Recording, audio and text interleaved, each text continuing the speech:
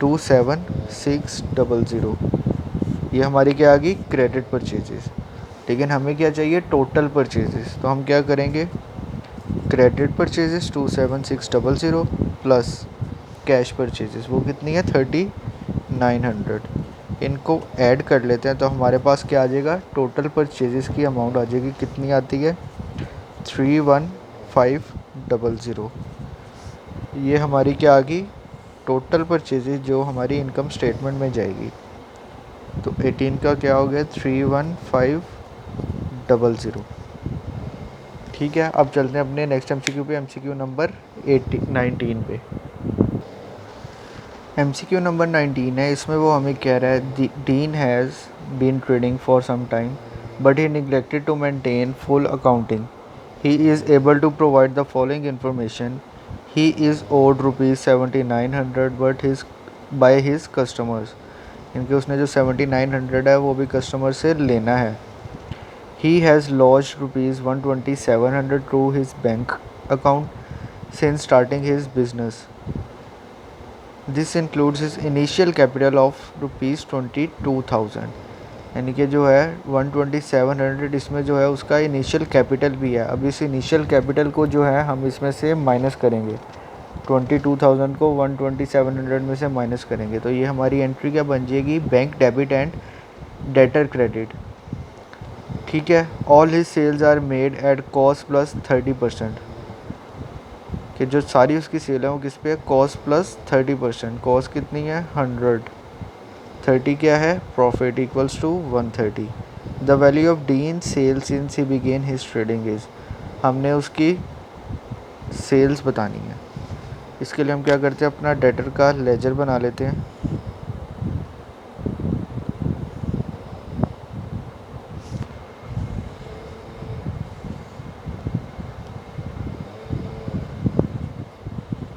Debtor का laser बन जाएगा। अब हमारे पास ओपनिंग नहीं है, ठीक है। उसके बाद he is owed ₹7900 by his customer, यानी उसने अभी कस्टमर से अभी भी पैसे लेने हैं कुछ, कितने 7900। उसके बाद जो है एंट्री आएगी bank debit and debtor credit की, लेकिन उसमें से जो है कैपिटल जो है वो लेस करेंगे हम उसका, कितना है 12700 माइनस 22,000। तो ये हमारी फिगर आ जाती है 98,700।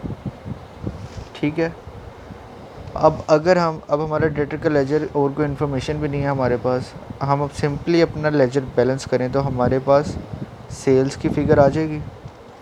वो कितनी आती है 106600। तो सिंपली हमारी क्या आ गई, सेल्स की फिगर। अब इसने उसमें हमें मार्कअप बताया हुआ है, लेकिन इस क्वेश्चन में हमें उसकी ज़रूरत नहीं है क्योंकि हमारी सिंपली सेल निकल आएगी।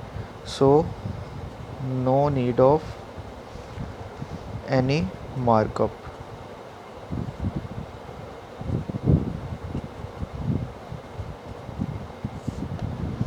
ठीक हो गया। अब चलते हैं हम अपने नेक्स्ट एमसीक्यू पे, एमसीक्यू नंबर 20 पे।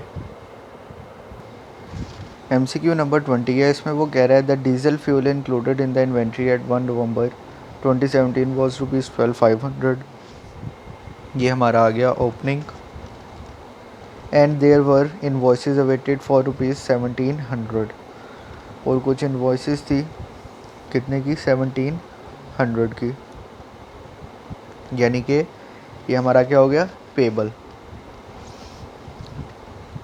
During the year to 31 October 2018 diesel fuel bills of ₹85400 were paid. 85,400 के जो बिल्स हैं वो हमने पे कर दिए। And delivery worth ₹1300 had yet to be invoiced. Invoiced का क्या मतलब है, पेड। यानी कि 1300 की जो है हमें अभी भी पे करना है, यानी ये हमारा क्या हो गया, पेबल। ये हमारा आ जाएगा पेबल का closing. At 31 October 2018, the inventory of diesel fuel was valued at ₹9800। ये हमारा डीजल फ्यूल का जो है क्लोजिंग स्टॉक आ गया कितना, 9800। The diesel fuel to be charge to the statement of comprehensive income for the year ended 31 October 2018 is. हमने क्या बताना है, the diesel fuel to be charge to the statement of comprehensive income, यानी कि हमने उसे बतानी है कॉस्ट ऑफ सेल्स बतानी है इनकम स्टेटमेंट में जो हमारी फिगर जाएगी। इसके लिए हम क्या करते हैं, अपना एक डीजल फ्यूल के स्टॉक का लेजर बना लेते हैं। डीजल फ्यूल, ये क्या है, स्टॉक। और सेकेंडली हमारा क्या आ जाएगा, एक पेबल का लेजर।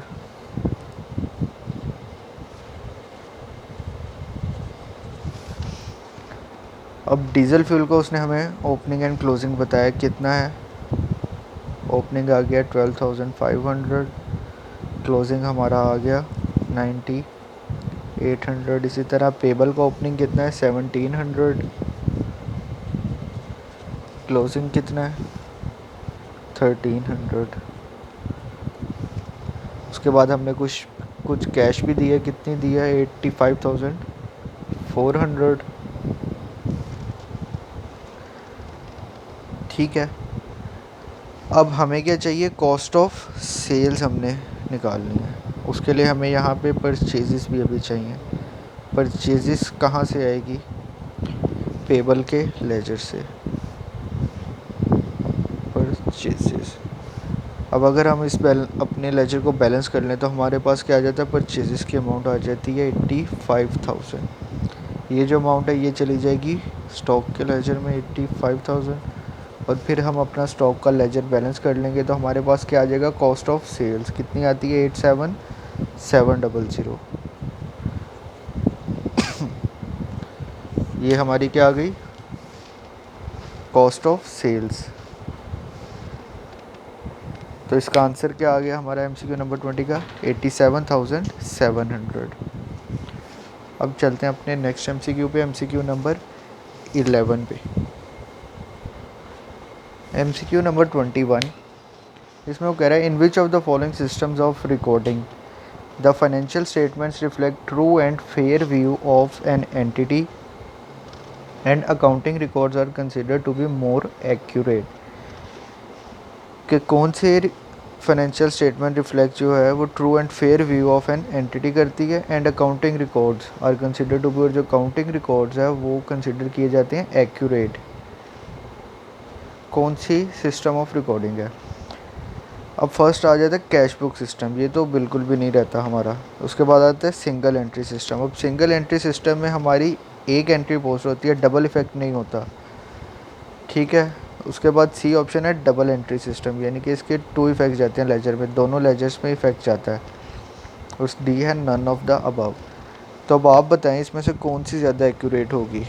कैश बुक को तो छोड़ दें, सिंगल एंट्री सिस्टम या डबल एंट्री सिस्टम। अब सिंगल एंट्री सिस्टम में ये होता है कि एक इफेक्ट सिर्फ लेजर में पोस्ट होता है, सेकंड इफेक्ट लेजर में नहीं जाता। और डबल एंट्री सिस्टम में दोनों इफेक्ट लेजर्स में पोस्ट होते हैं, डेबिट भी और क्रेडिट भी। तो कौन सी ज़्यादा मोर एक्यूरेट होगी, डबल एंट्री सिस्टम वाली। तो इसलिए 21 का ऑप्शन हो जाएगा सी। इसके बाद आ जाता है MCQ नंबर 22।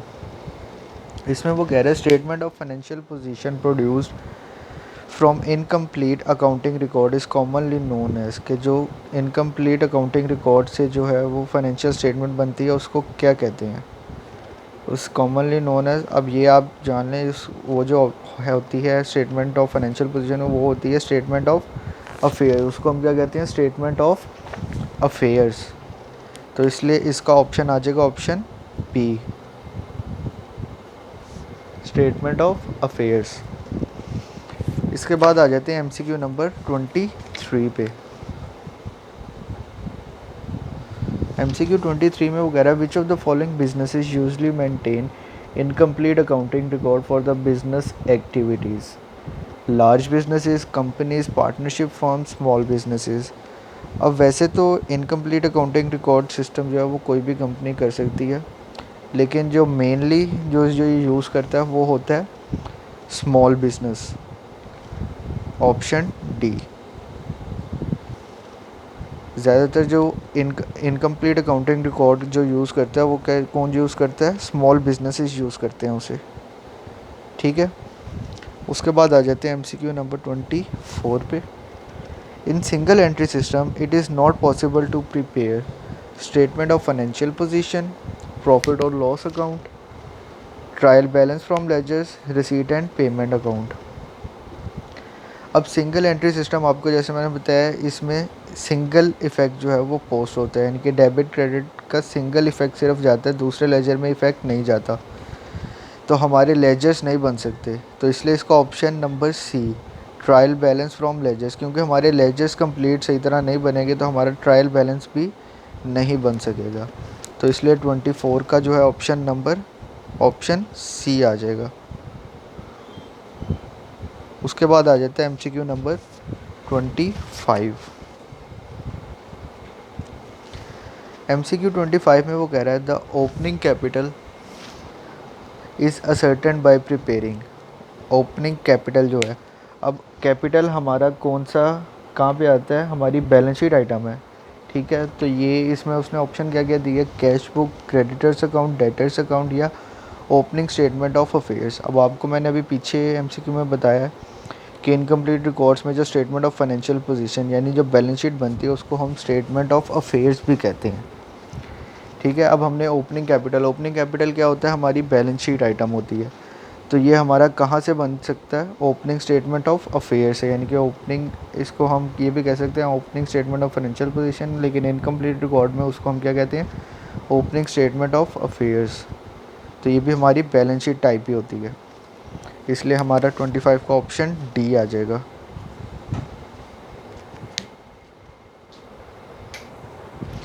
नेक्स्ट MCQ है MCQ नंबर 26।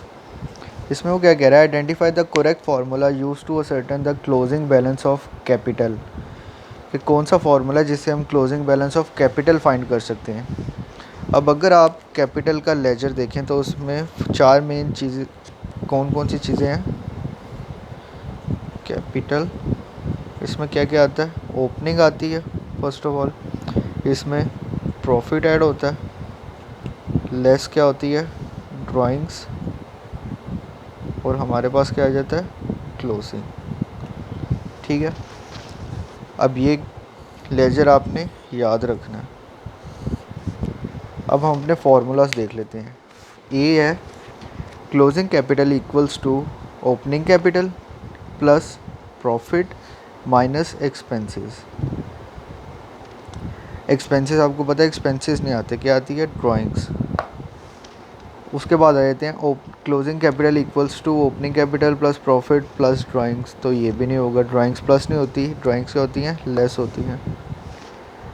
उसके बाद ऑप्शन सी है closing capital equals to opening capital plus profit minus drawings. तो क्या आ गया हमारा? क्लोजिंग। तो यानी हमारा क्या होगी? ऑप्शन सी, 26 की ऑप्शन सी। उसके बाद नेक्स्ट MCQ है net profit is calculated by. Net profit अब हमने फाइंड करना है, कैसे करेंगे? Closing capital plus drawings plus fresh capital injected minus opening capital.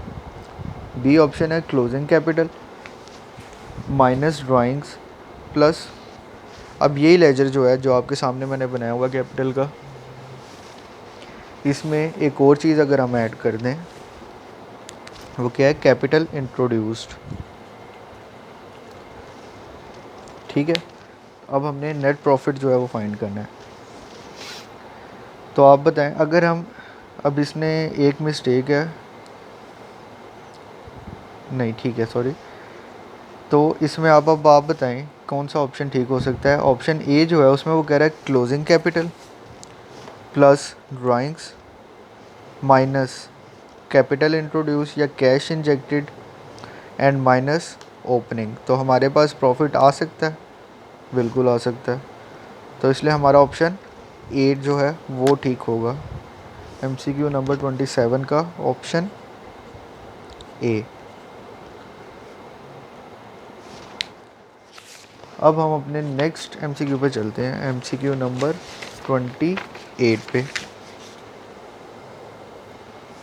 MCQ number 28 है, इसमें वो कह रहा है if opening capital equals to 10 million and closing capital equals to 20 million, assuming no drawings during the capital accounting period, calculate the net profit or loss for the period। अब उसने हमें opening capital दे दिया और closing capital दे दिया, हमने क्या find करना है, प्रॉफिट। तो इसका लेजर बना लेते हैं एक दफ़ा दोबारा। अब इसमें क्या क्या आता है, ओपनिंग आता है,